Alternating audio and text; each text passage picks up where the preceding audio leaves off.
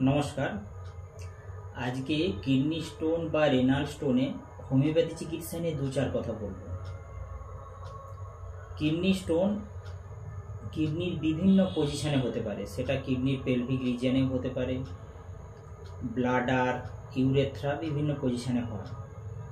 Kidney स्टोनगुलो साधारणत विभिन्न खनिज लवणगुलो युक्त हये छोटो छोटो अंश युक्त हये एकटा बड़ स्टोन तैरी करे। एगुलो साधारणत calcarea carbonate, calcarea phosphate, calcarea oxalate, cystine, uric acid एरकम विभिन्न टाइपेर खनिज लवणगुलो युक्त हये तैरी हय।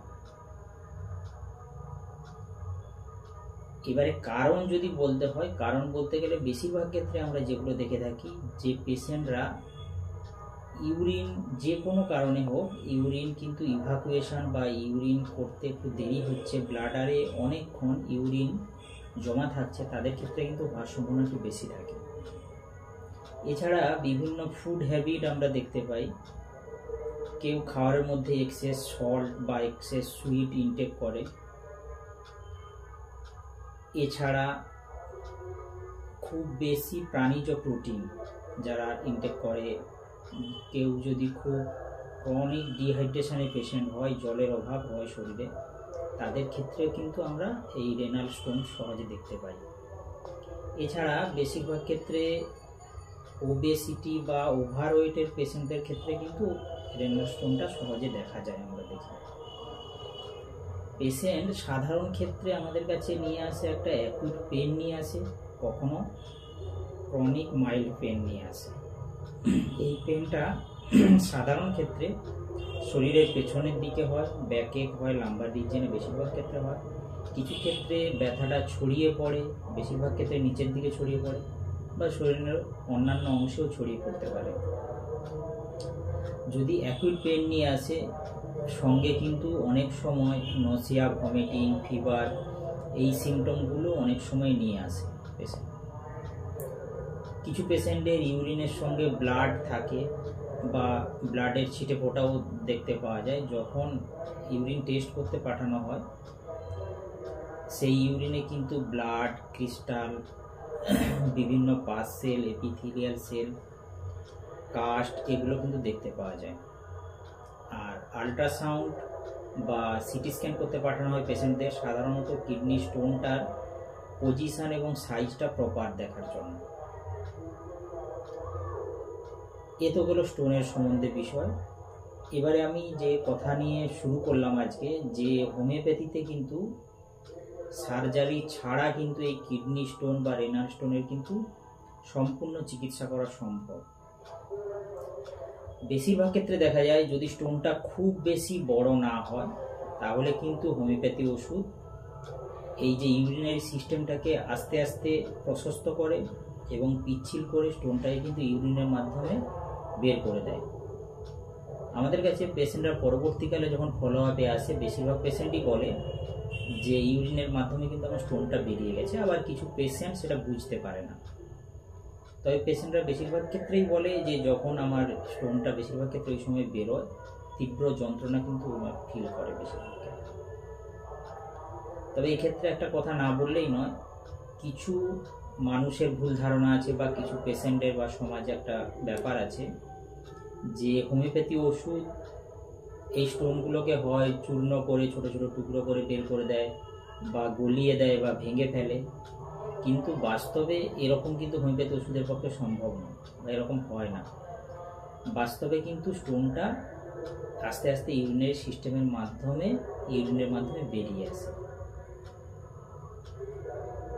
এবারে আমি হোমিওপ্যাথি চিকিৎসা বিষয়ে, ইউরিনারি স্টোনের বিষয়ে দু চারটে হোমিওপ্যাথি ওষুধের কথা বলবো, যেগুলো আমরা সাধারণত প্রেসক্রাইব করে থাকি। তার মধ্যে berberis vulgaris, mother tincture, 3x, 30 potency এই ওষুধটা কিন্তু অনেক কমনলি ইউজ করা হয়ে থাকে। যদি দেখা যায় সাধারণত বাম দিকে স্টোন হয় বেশিরভাগ ক্ষেত্রে, বা বাম দিকে ব্যাকে বা ব্যথা অনুভব করে পেশেন্ট, এবং ব্যথাটা সাধারণ ক্ষেত্রে পেছনের দিকে ছড়িয়ে পড়ে, অথবা শরীরের যে কোনো জায়গায় ছড়িয়ে পড়তে পারে, এবং যখন ও ইউরিন করতে যায় তীব্র ব্যথা অনুভব করে। তো এসব ক্ষেত্রে বারবারিস এই ওষুধটা কিন্তু ব্যবহার করা হয়। এছাড়া লাইকোপোডিয়াম 200 শক্তির একটা ওষুধ অনেক সময় ব্যবহার করা হয়। যদি দেখা যায় উল্টোটা, ডান দিকের ক্ষেত্রে যদি এই স্টোনের ব্যথাটা অনুভব হয় বা স্টোনটা যদি ডান দিকে থাকে এবং ইউরিনের সময় তীব্র ব্যথা অনুভব করে, কিন্তু বেশিরভাগ ক্ষেত্রে দেখা যায় যে লাইকোপোডিয়াম পেশেন্টের ব্যথাটা কিন্তু ছড়িয়ে পড়ে না, ওই নির্দিষ্ট জায়গায় কিন্তু বেশিরভাগ ক্ষেত্রে থাকে। এবং লাইকোপোডিয়াম পেশেন্টের সাধারণ ক্ষেত্রে একটা ক্রনিক গ্যাস্ট্রাইটিসের পেশেন্ট হয়। এবার লাইকোপোডিয়াম যেহেতু পলিক্রেস্ট রেমেডি, অন্যান্য সিমটমগুলো কিন্তু আমরা মিলিয়ে দেখি পেশেন্টের ক্ষেত্রে। এছাড়া ক্যান্থারিস 30 এবং 200 শক্তির ওষুধ একটা দেয়া হয়, যে ক্ষেত্রে বারবার পেশেন্ট ইউরিনেশনে যেতে চায়, বারবার আর্জিং আসে। এইসব পেশেন্টের ক্ষেত্রে প্রচণ্ড জ্বালা এবং যন্ত্রণা থাকে।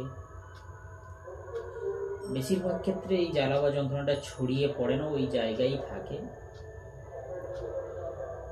এবং এইসব ক্ষেত্রে কিন্তু পেশেন্টরা সাধারণ ক্ষেত্রে ইউরিনের সঙ্গে ব্লাড দেখতে পাওয়া যায়।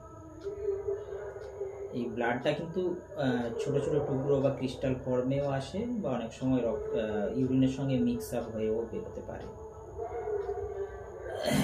এছাড়া সারসেপিলা 30 শক্তির দেয়া হয় ওষুধ অনেক সময়, যেটা বেশিরভাগ ক্ষেত্রে ডান দিকে স্টোনের ক্ষেত্রে এবং সিভিয়ার পেন পাওয়া যায়। মেনলি কিন্তু যখন ইউরিনেশন করে পেশেন্ট খুব বেশি ব্যথা অনুভব করে। ইউরিনের সঙ্গে বেশিরভাগ ক্ষেত্রে সাদা স্যান্ড পাওয়া যায় বা সাদা দানা পাওয়া যায় বেশিরভাগ ক্ষেত্রে, কিছু ক্ষেত্রে এর সঙ্গে ব্লাড মিক্স থাকে। এছাড়া অসিমাম স্যান্টাম মাদার টিংচার ওষুধ, যেটা আমাদের তুলসী গাছের নির্যাস থেকে তৈরি হয়, এই ওষুধটাও কিন্তু অনেক সময় ব্যবহার করা হয়, যে ক্ষেত্রে কিন্তু লেফট সাইডের বেশিরভাগ ক্ষেত্রে লেফট সাইডে ব্যথা থাকে। রেনাল কলিক কিন্তু অ্যাকিউট কন্ডিশনে, যখন রেনাল কলিক হচ্ছে, খুব বেশি নসিয়া, ভমিটিং, ফিভার থাকে পেশেন্টের ক্ষেত্রে। কিছু ক্ষেত্রে ক্রনিক ক্ষেত্রে রেড বা ইয়েলো দানা পাওয়া যায় ইউরিনের সঙ্গে, সেক্ষেত্রে কিন্তু আমরা এই ওষুধটা ব্যবহার করে থাকি। এছাড়া নাক্স ভূমিকা 200 শক্তি অনেক সময় ব্যবহার করা হয়, যে ক্ষেত্রে ইউরিনেশনের বা মূত্রত্যাগের ইচ্ছে বারবার আসে এবং চলে যায়, কিন্তু ক্লিয়ার হয় না, ইউরিনেশন ড্রপ বাই ড্রপ হয়।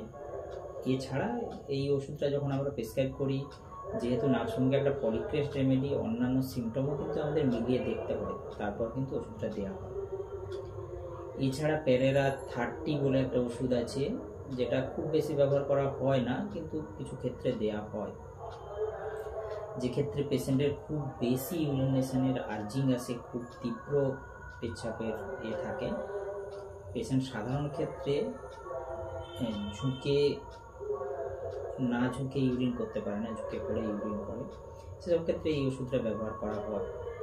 এছাড়া হোমিওপ্যাথিতে যেটা হয় যে পেশেন্টের কেস টেকিং করে ওনার symptom, past history, family history, ওনার হ্যাবিট, ওনার নেচার, ওনার অকুপেশন, সব কিছু দেখে একটা ইন জেনারেল টোটালিটি অফ সিমটমের ভিত্তিতে যে কোনো ওষুধই আসতে পারে হোমিওপ্যাথিতে, তার ভিত্তিতে কিন্তু চিকিৎসা করা হয়। এবং এই রেনাল স্টোন কিন্তু সম্পূর্ণভাবে কিওর করা সম্ভব হোমিওপ্যাথিতে, উইথাউট সার্জারি ছাড়া সম্পূর্ণ কিওর করা সম্ভব। তবে একটা কথা মনে রাখতে হবে যে এক্ষেত্রে কিন্তু প্রপার হোমিওপ্যাথি ডাক্তারের কাছে, প্রপার পাস করা একজন হোমিওপ্যাথি ডাক্তারের কাছে এবং প্রপারভাবে ট্রিটমেন্ট করা চাই, তাহলেই কিন্তু একমাত্র এক্ষেত্রে রেনাল স্টোনটা সম্পূর্ণ সুস্থ করা সম্ভব হোমিওপ্যাথিক পদ্ধতিতে।